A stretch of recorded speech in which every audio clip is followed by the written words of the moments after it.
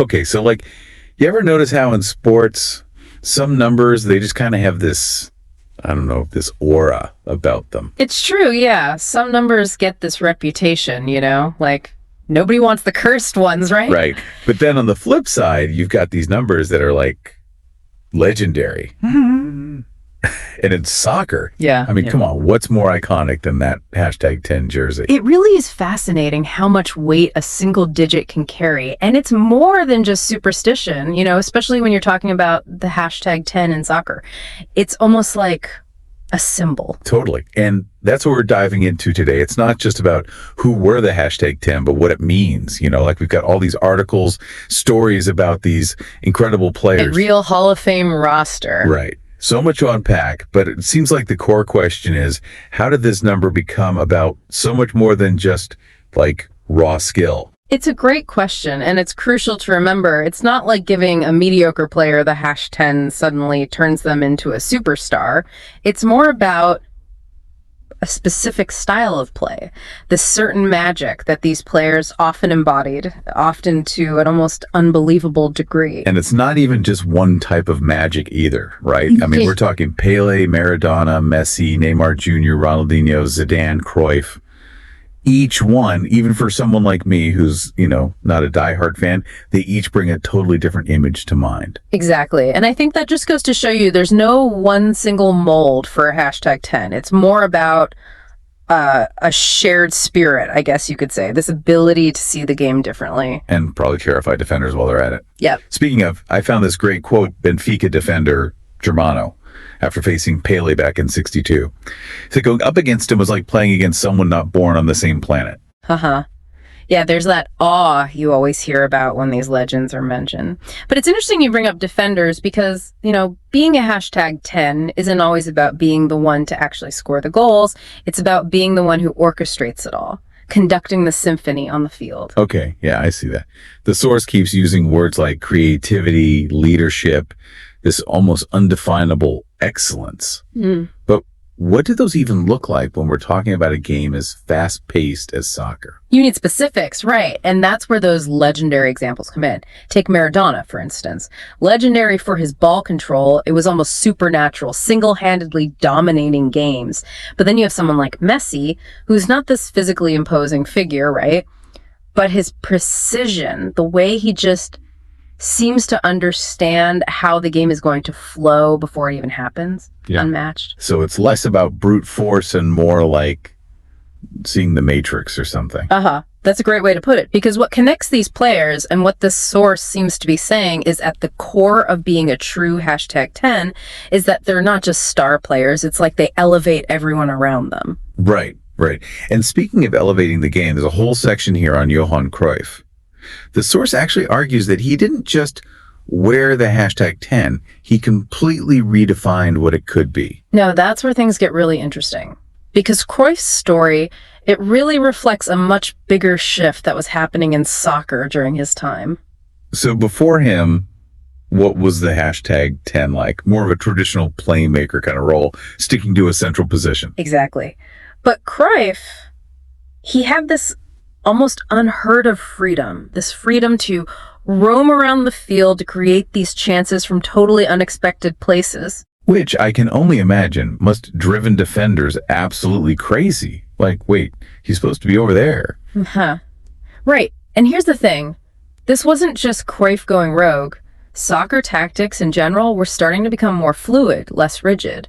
So the hashtag 10 role, it had to adapt. It couldn't just be about pinpoint passing anymore if they wanted to thrive. So the pressure is officially on at this point. It's not even just about being crazy skilled anymore. It's about living up to this whole legacy, right? The source even uses the word responsibility when they talk about the weight of that hashtag 10 shirt. And that's some serious weight. That's not something that every player, no matter how talented, can shoulder. It becomes about mentality at that point, about leadership, both on and off the pitch. And you definitely see that in someone like Ronaldinho, wouldn't you say? He was known for that joyful, almost carefree style of play. But even his quote in the source, it's about how he learned all about life with a ball at his feet. There you go. That depth again, it goes way beyond just stats and figures. And honestly, I think that's where the true magic of the hashtag 10 really lies. It's about capturing the imagination of the fans, embodying a spirit that people connect with on a whole other level. Yeah. And that is no easy feat. Oh, yeah. It really makes you wonder, though, are we talking about an endangered species here in the soccer ecosystem? I mean, Yeah. This classic hashtag 10 with all that freedom, that flair. Is there even room for that anymore in the modern game with how tactical everything's gotten? It's such a weird thought, right? Because like you said, you've got more crazy talented players now than ever before. The training, the whole science of it, it's light years ahead of where it used to be. Yeah. But has all that progress kind of squeezed out the space for that individual brilliance? It's a fascinating paradox for sure. And the source even points this out. Even before Cruyff came along and changed the game, the hashtag 10, they always had to adapt. Look at how different Pele's game was compared to someone like Zidane, for example. Oh, totally. It's not like there was this strict blueprint they were all following. Right. Right.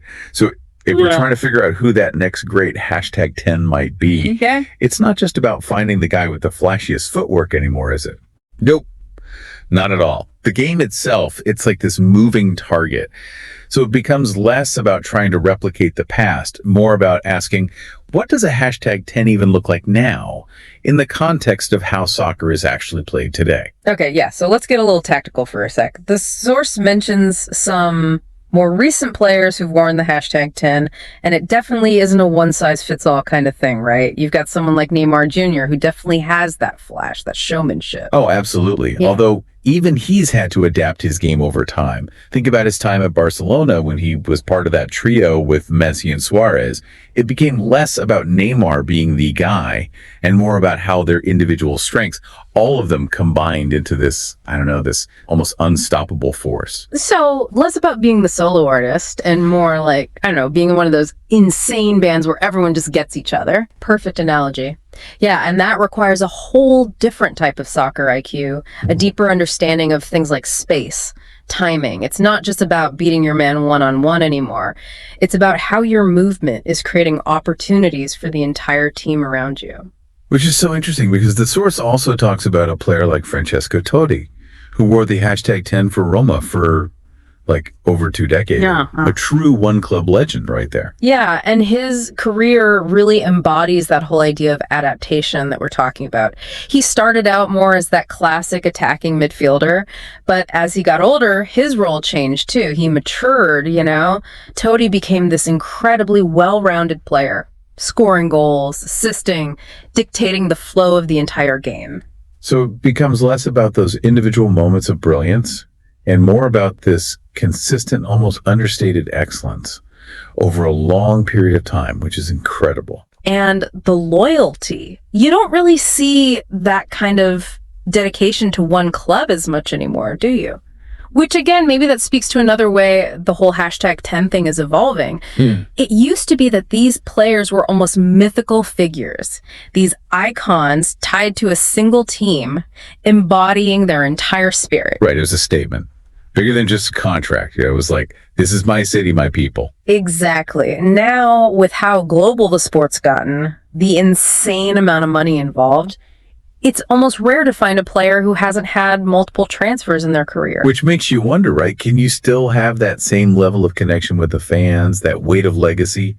Are you switching jerseys every couple of years? It's a really good question. Because part of what made those classic hashtag 10s so captivating, so magnetic, was that they did represent something bigger than themselves. It was like they embodied the hopes, the dreams of a whole city, sometimes even an entire nation. It was powerful. So we've talked a lot about the tactical side, the business side of things. But this source, it keeps coming back to this idea that a lot of these legendary hashtag 10s, they just had this aura about them, this almost undefinable quality that went beyond just being really good at soccer. You're talking about that intangible it factor. Yes, exactly. And you can't coach charisma, right? Was it just luck of the draw that these guys happened to have these huge personalities? Or was it somehow connected to the number itself? Like the hashtag 10. Did it somehow amplify what was already there? That's the $1 million question, isn't it? It's almost like the weight of that number, those expectations, Yeah. they either crush you completely or they forge you into something more. So you're saying it's like almost like a self-fulfilling prophecy. You're given the hashtag 10, maybe you've already got the raw talent, but then that belief from yourself and everyone watching it pushes you to a levels you wouldn't have reached otherwise. It's definitely possible. Think about the pressure cooker these players are operating in, especially at the highest level. Every single touch, every pass, it's scrutinized, analyzed. Some players crumble under that, but others, they thrive on it. It becomes part of what makes them legendary. It's like they're playing chess and everyone else is stuck playing checkers, you know, always a few moves ahead. Exactly. And that ability to not just perform under pressure, but to elevate their game because of it when it matters most, that's another hallmark of a true hashtag 10. And that's what makes it so captivating to watch, right? Like you never know exactly when that flash of brilliance is going to happen, but you're just on the edge of your seat because you know it could change the entire game in a heartbeat. It's true. It's like these hashtag 10s, they're not just playing the game, they're rewriting the rules, Yeah. you know, in real time. Totally. And there's a real artistry to it too, wouldn't you say? Oh, absolutely. It's one thing to have the technical skills to be able to do those incredible things with the ball, but to do it in a way that surprises everybody, Yeah. that elevates their teammates, that changes how people see the sport, that's something else entirely. Wild. And it's funny because we've been talking about all these tactical changes, the business side of soccer, the pressure on these guys. But at its core, this whole idea of the hashtag 10, it does feel kind of timeless, you know? Yeah. That spark of creativity, this ability to inspire not just their teammates, but anyone watching. Yeah. It transcends eras, doesn't it? It really does. And I think that's why even now, when everything's about data and stats and these hyper specialized roles on the field, there's still that sense of wonder, that pure excitement when a truly gifted hashtag 10 steps onto the pitch. Because you just know anything is possible. It makes you realize it's about so much more than just the number on their back, right? Exactly. So as we wrap up this deep dive into the legacy of soccer's hashtag 10, we've talked about the legends, how the game has changed, the challenges players face today. What about the future? Will we keep seeing players who embody that same magic, that captivating skill, that ability to inspire fans all over the world? That's the big question, isn't it? And it's one I don't think any of us can answer for sure. But I'll tell you this, as long as there are kids out there kicking a ball around, dreaming of wearing that hashtag 10 on their back, that spirit, that legacy, it lives on. It might change, take on new forms, but the heart of what it means, that fire, that creativity, that little touch of magic, that never really goes away. So keep watching because the next generation of hashtag 10s are out there right now, just waiting for their moment to make history. I love that. And I, for one, cannot wait to see what they do next. Thanks for taking this deep dive with us.